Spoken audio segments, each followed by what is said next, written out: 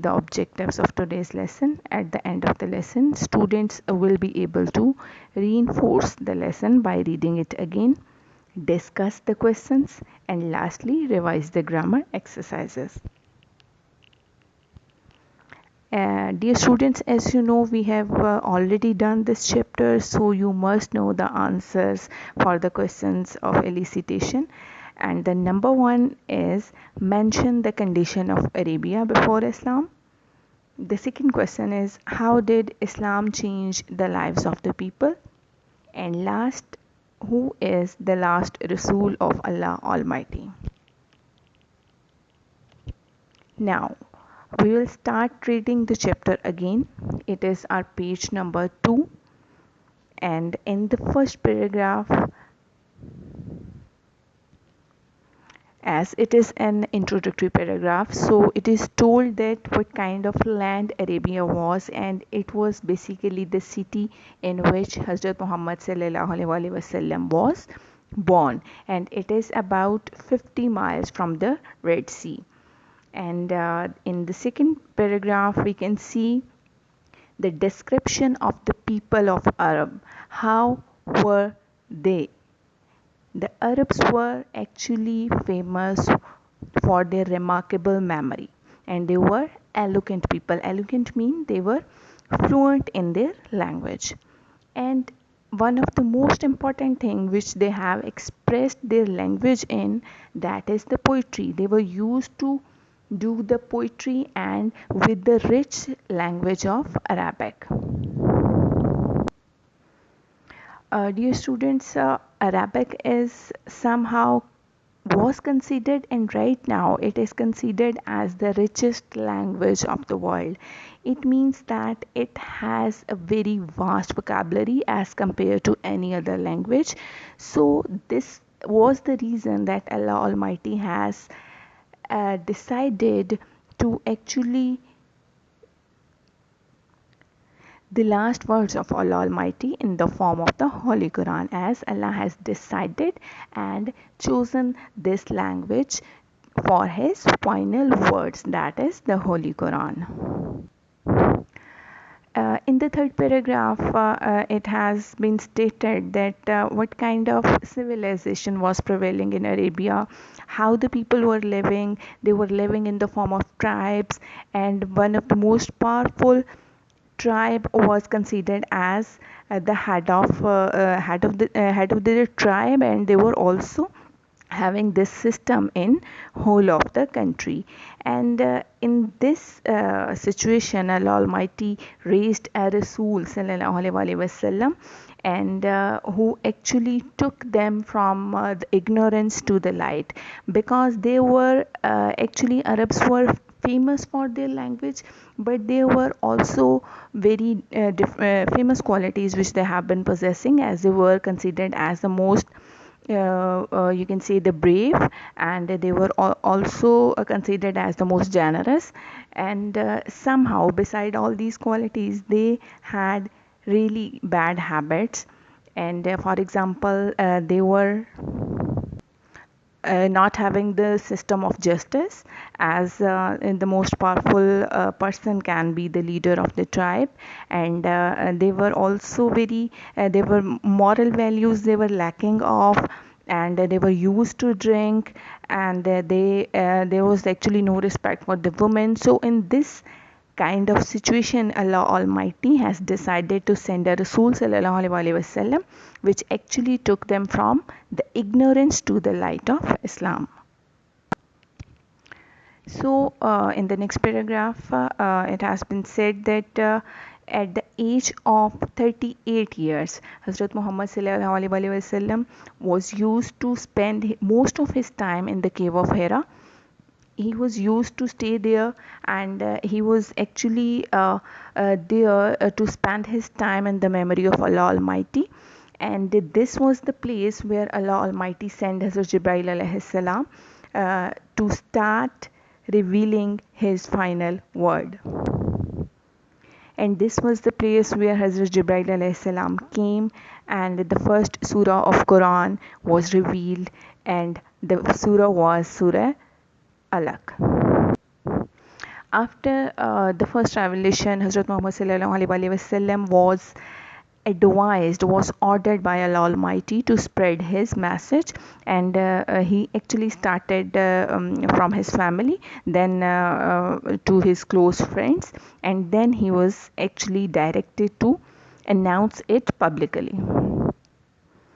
Now coming towards the next page, it is you can see it is a surah of Quran, the first surah which was revealed. The first 5 verses of Quran has been revealed in the cave of Hira, and in the next paragraph, that is the paragraph number 6, it has been stated that the revelation was continued for 23 years, as Hazrat Muhammad sallallahu alaihi wasallam was used to stay in the cave of Hira, and he actually started the final words of Allah Almighty in the cave of Hira, and this process was continued for 23 years. In these 23 years, Hazrat Muhammad sallallahu alaihi wasallam actually spread the knowledge of Islam, the knowledge of light, and the knowledge of true blessing from Allah Almighty, which actually destroy the caste system in the Arabs. They actually developed moral values, they actually applied the justice, and all these uh, social evils which were actually prevailing in that time. Hazrat Muhammad sallallahu alaihi wasallam actually removed all those superstitions, all those bad qualities, and all those social evils from the Arabs. In the next paragraph, we can see as the Arabs were actually having the tribe system, and it was actually threatening their dominance in the society, because the Hazrat Muhammad sallallahu alaihi wasallam was going to destroy this nexus of the superstitions and all the ignorance from their life. So actually they actually decided to tempt Hazrat Muhammad sallallahu alaihi wasallam to renounce the to renounce the cause of Hazrat Muhammad sallallahu alaihi wasallam given by Allah Almighty. They actually proposed a lot of things to Hazrat Muhammad sallallahu alaihi wasallam, but he remained actually firm in his cause, and he spread the knowledge of Islam in the land of Arabia. And you may have seen the golden words of Hazrat Abu Talib, who was the uncle of Hazrat Muhammad sallallahu alaihi wasallam. And when the tribe came to Hazrat Abu Talib and they wanted him to renounce the cause of Islam, so what was said by Hazrat Muhammad sallallahu alaihi wasallam at that time? He said, "My dear uncle, if they put the sun in my right hand and the moon in my left, even then I shall not abandon the proclamation of the oneness of Allah. I shall set up the true faith upon the earth or perish in the attempt." These were the golden words said by Hazrat Muhammad sallallahu alaihi wasallam. And his uncle Hazrat Abu Talib actually decided to support him in all the circumstances. So in this situation, Hazrat Muhammad sallallahu alaihi wasallam has to face a lot of problems, but he remained steadfast, he remained firm, and he spread the light of Islam. Hazrat Muhammad sallallahu alaihi wasallam actually faced a lot of problems during this process of spreading the Islam, but he actually showed the true patience through his life, and actually he performed this patience. He was the one who taught the humanity, the actual lesson of humanity. That is why Hazrat Aisha, his beloved wife, said that his morals and characters are an embodiment of the Holy Quran. It means he was actually the true picture of the Holy Quran, and she was used to say that if you want to see the embodiment of Quran, you may see Rasul sallallahu alaihi wasallam. So in the last we can also see the final words written by Allah Almighty in the Quran. And he said, Ya ayyuhan nabiyyu inna arsalnaka shahidan wa mubashiran wa nazira وَدَاعِيًا إِلَى اللَّهِ بِإِذْنِهِ وَسِرَاجًا مُنِيرًا. What does it mean? O Nabi, surely we have sent you as a witness and as a bearer of good news and as a warner and as the inviting to Allah by his permission and as a light giving torch. Now dear students, moving towards the exercise of this chapter, and we will reinforce the grammar portion as well. So you may see it's exercise number C and it's our page number 10. We are supposed to use the correct verb to complete the sentences. So the number 1 sentence is, if I see Aslam, I'll write him to dinner tomorrow.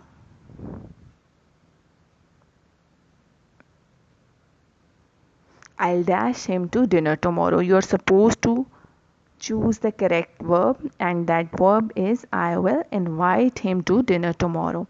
And number 2 sentence is, if I dash out, I will turn off the TV. It is basically a conditional sentence.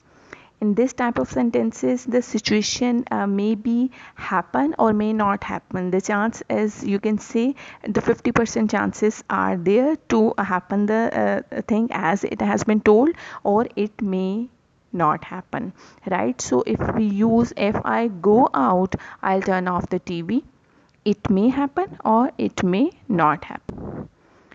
Number 3 sentences, if you dash tricks on people, they will not trust you again. So the best verb to choose from the exercise is, if you play tricks on people, they will not trust you again.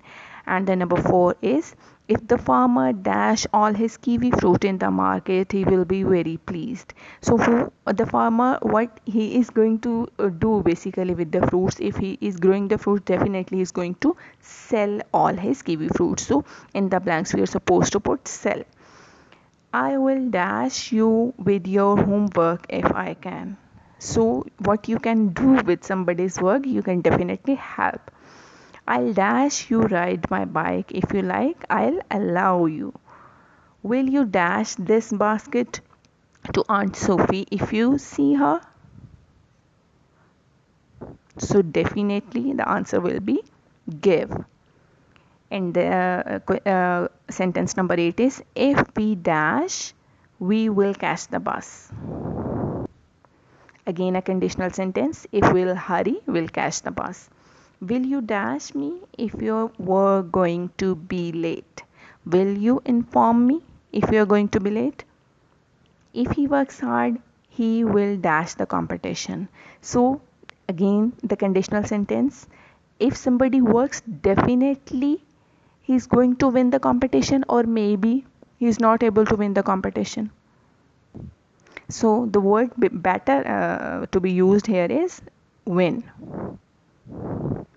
Now coming towards exercise C on page number 11, we are actually going to do the correct use of verb which we have learned in the tenses. You are supposed to select the correct one. I dash living in this house since 1970. So the time description is there and a specific time is there. So we'll choose the option I dash living in this house since 1970. I have been living in this house since 1970. He dashed here yesterday. We are talking something that happened yesterday, means something happened in the past. So we'll select the word he came here yesterday. Something happened yesterday. Number 3, if you dash, I shall be available. So it would be, if you come, I shall be available. And number 4 sentences, he dashed the examination next year. Definitely if you are planning something for the future, so it would be in the future tense. So he will take the examination next year. The last sentence, he dashed to us tomorrow. Something which has been planned for tomorrow, he will come to us tomorrow. Now dear students, coming towards the follow-up task, you are supposed to read the lesson again and you have to solve the exercises given on page number 7 8, 9, 10 and 11. And the second task you are supposed to do is you have to make 10 MCQs from the chapter number 1. And the last, you have to answer the following question. The question number 1 is, what was the mission of Holy Prophet Sallallahu Alaihi Wasallam? And the second question is, why did the pagan Arabs send a delegation to the Rasul Sallallahu Alaihi Wasallam? And if you have listened carefully, if you have read the chapter carefully, you will be able to find out the answers of all these questions. That's all for today's lesson. Thank you so much.